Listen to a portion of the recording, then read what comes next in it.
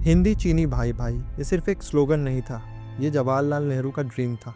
लेकिन 1962 में इसी ड्रीम ने इंडिया को एक ऐसी हार दी जिसका दर्द हमें आज तक महसूस होता है। आज हम बात करेंगे नेहरू के चाइना पॉलिसी के बारे में और ये समझेंगे कि 1962 का वॉर सिर्फ चाइना की एग्रेशन नहीं था, ये इंडिया का स्ट्रेटेजिक फेल्योर भी था। 1947 के बाद जब इंडिया आज़ाद हुआ, जवाहरलाल नेहरू देश के पहले प्रधानमंत्री बने। उनका मानना था कि इंडिया गन से नहीं आइडिया से पहचाना जाएगा। नेहरू को लगता था कि एशिया का फ्यूचर यूरोप जैसा नहीं होना चाहिए, जहां देश आपस में लड़ते रहें। उन्होंने इमेजिन किया एक ऐसा एशिया जहां इंडिया और चाइना जैसे पुरानी सभ्यताएं वाले देश मिलकर दुनिया को एक नया रास्ता दिखाएंगे।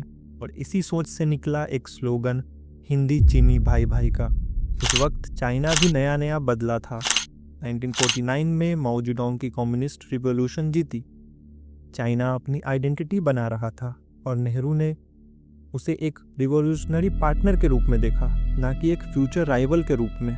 इसी दोस्ती को ऑफिशियल बनाने के लिए 1954 में इंडिया और चाइना ने पंचशील एग्रीमेंट साइन किया। पेपर पे लिखा था कि एक दूसरे के अफेयर में इंटरफेयर नहीं करेंगे, फोर्स का यूज नहीं करेंगे और पीसफुली कोएग्जिस्ट करेंगे। पर इसी एग्रीमेंट में एक अजीब सी खामोशी थी। बॉर्डर का कोई क्लियर जिक्र नहीं था। तिब्बत, जो ब्रिटिश इंडिया के टाइम एक बफर स्टेट था, उसे बस इग्नोर कर दिया गया।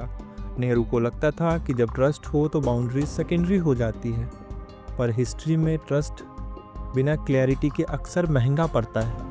1950 में चाइना ने तिब्बत पे कब्जा कर लिया। इंडिया ने सिर्फ डिप्लोमेटिक कंसर्न दिखाया, कोई इंटरनेशनल प्रेशर नहीं, कोई मिलिट्री सिग्नल नहीं। इसी वक्त एक खत नेहरू जी के पास आता है सरदार वल्लभ भाई पटेल जी का। पटेल लिखते हैं कि तिब्बत के बाद चाइना एक दिन इंडिया के लिए थ्रेट बन सकता है। वो वार्न करते हैं कि हिमालय सिर्फ ज्योग्राफी नहीं, स्ट्रैटेजी भी है। नेहरू ने इस लेटर को पेसिमिज्म माना। उनका विश्वास था कि चाइना इतना शॉर्ट साइटेड तो नहीं होगा कि अपने ही एशियन ब्रदर से लड़े। पर जब नेहरू भाईचारे की बात कर रहे थे, चाइना क्वाइटली अपना काम कर रहा था। 1957 तक चाइना अक्साई चीन में रोड बना चुका था, जिंगजियांग को तिब्बत से जोड़ने के लिए। इंडिया को इसका पता तब चलता है जब चाइना अपने नए मैप्स पब्लिश करता है। पार्लियामेंट में नेहरू इस इशू को डाउन प्ले कर देते हैं। वो कहते हैं कि ये इलाका बैरन है, स्ट्रेटेजिकली उतना इम्पोर्टेंट नहीं। पर सच ये था कि ये रोड चाइना के लिए लाइफलाइन थी। इस बीच बॉर्डर पर चाइनीज पेट्रोल्स पड़ने लगते हैं। इंडिया के अंदर प्रेशर बनता है कि कुछ तो करो। 1961 में नेहरू गवर्नमेंट एक डिसीजन लेती है जिसे बाद में फॉरवर्ड पॉलिसी कहा गया है।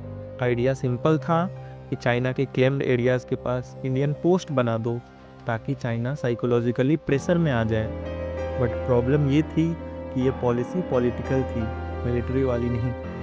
इंडियन सोल्जर्स को उन जगहों पे भेज दिया गया जहाँ पे सप्लाई पहुँचना बहुत मुश्किल था, जहाँ उनके पास प्रॉपर वेपन्स नहीं थे और ना ही विंटर के क्लॉथ्स थे। आर्मी लीडरशिप ने ऑब्जेक्शंस रेज किए पर डिसीजन ऊपर से आ चुका था। अक्टूबर 1962 में चाइना ने अटैक कर दिया।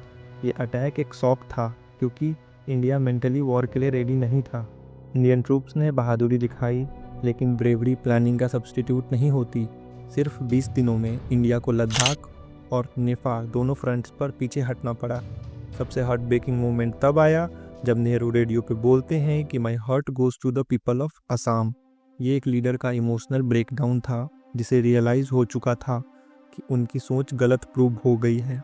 चाइना जीत के बाद खुद सीज फायर अनाउंस करता है और अक्साई चीन अपने पास रख लेता है। इंडिया शॉक्ड रह जाता है।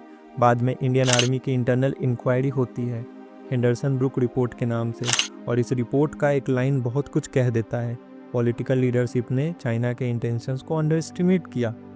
तो सवाल ये नहीं है कि चाइना ने धोखा दिया या नहीं, सवाल ये है कि क्या नेहरू को पता होना चाहिए था। जवाब कहीं ना कहीं हाँ है, क्योंकि वार्निंग्स थी, लेटर्स थे और सिग्नल्स भी थे। पर नेहरू ने जियोपॉलिटिक्स को मॉरलिटी के लेंस से देखा। 1962 के बाद इंडिया बदला, आर्मी मॉडर्न हुई, बॉर्डर इंफ्रास्ट्रक्चर बना और फॉरेन पॉलिसी ज़्यादा रियलिस्टिक हुई। 1962 का वॉर एक लेसन था कि दुनिया आइडियाज़ से नहीं, पावर और प्रिपेयर्डनेस से चलती है। और शायद नेहरू की सबसे बड़ी ट्रेजेडी ये थी कि वो सही दुनिया का सपना देख रहे थे गलत दुनिया में रह के। तो ये थी स्टोरी 1962 इंडिया चाइना वॉर की। कैसी लगी आपको? कमेंट करके बताओ और प्लीज़ चैनल को सब्सक्राइब कर लेना। Thank you.